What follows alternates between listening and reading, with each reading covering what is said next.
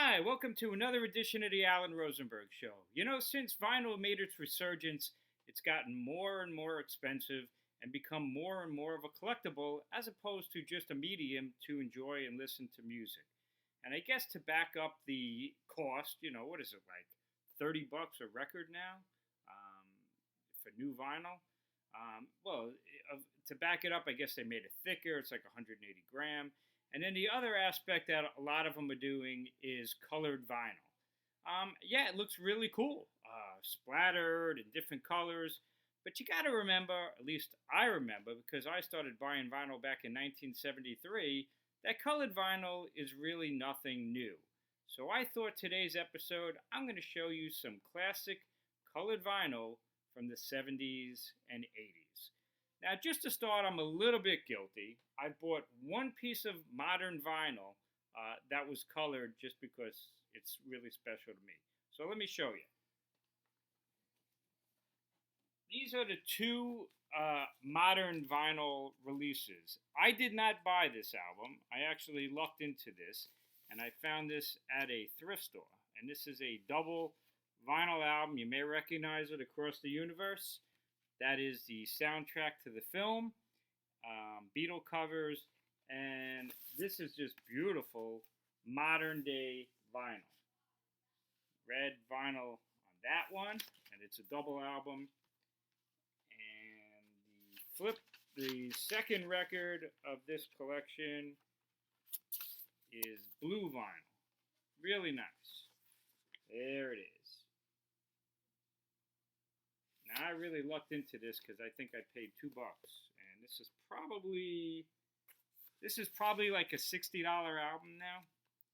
Would I ever pay $60 for that? I wouldn't pay $60 for pretty much any vinyl, but that's just me. Because again, I remember when new vinyl was $5.98 list price and on sale for $3.98. But I did splurge on one modern piece of vinyl, and that's this rare limited edition of the Wicker Man, one of my favorite movies. This is not the Nicolas Cage Wicker Man. This is the 70s version of the Wicker Man, and this was a vinyl release on Silver Screen Records, and this is on magnificent, beautiful white vinyl, and tough to find nowadays for sure. This one, if you look, had a list price of $44.99 on sale for $17.99, and then I got 50% off. I think I spent the whole $10 on this album, and that's modern vinyl. But let's talk about classic colored vinyl from the 70s and 80s. Now, back then, a lot of times, the vinyl didn't cost any more, whether it was colored or black vinyl. And a lot of times you didn't even know what color the vinyl was until you brought it home. They didn't even publicize it. Let's start with some 45s. This one was a natural. This is David Bowie's 45 of Blue Jean. And of course, the title track is Blue Jean. They stuck that one on blue vinyl. Nice. This was an import. I did a video of this guy. This is the artist named Fish. And he was the singer of Marillion. This is a British 45 of a Gentleman's Excuse Me. And as you could see, it's on beautiful red vinyl. Here's a classic. This is from 1973. Born in 1973. This is Grand Funk. We're an American band. And they put the album and the 45 on yellow vinyl. Didn't charge any more for it. Pretty cool, though. I'm a big fan of Nils Lofgren. This is an import 45 of one of his best songs called Shine Silently. And this was a British 45. And this was on white vinyl. Doesn't say anywhere on here that it's on white vinyl. They just popped it on white vinyl. It was nice. The Moody Blues. Well, their name is blue. This one does say limited edition special blue vinyl to commemorate their tour. This was back in 1986, The Other Side of Life on blue vinyl. Graham Parker and Naruma, I Want You Back Live, and Mercury Poison. This one also says Special Blue Vinyl Collector's Edition. So here the record label was pushing it. This, as you could tell by the spindle hole, was an import as well from the UK. Prince, this was a natural. This is the 45 of Purple Rain. Pretty nice. And if you're a fan of 70s rock, this was a pretty cool band, Starz. And they definitely were trying to publicize themselves. They were, had the management of Kiss. And this is a great track called Cherry Baby on yellow, goldish vinyl. And their next 45, they did the same trick. Sing It, Shout It, back with Subway Terror. And that's also on yellow gold vinyl. And last but not least, out of the 45s, here's a good one. On the Chrysalis record label, UFO and Too Hot to Handle. What color would you make that? Bright flaming red. Looking good. Those are some classic 45s from the 70s and 80s on colored vinyl. Now, back in the 70s, where I would really start seeing colored vinyl was on bootleg recordings. And that's what this is. This is one of my favorite box sets. This is a monster box set, 4 vinyl records of Bob Dylan called Last Night in the Far East, when Bob Dylan was on tour with Tom Petty. And this is 4 albums. I've actually shown this in other videos of mine. But this, again, this was from the 80s.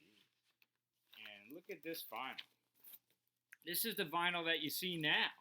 So they were doing it on bootlegs back then. This is unbelievable, beautiful splattered vinyl. It's a 4-record box, and each of the 4 records looks completely different.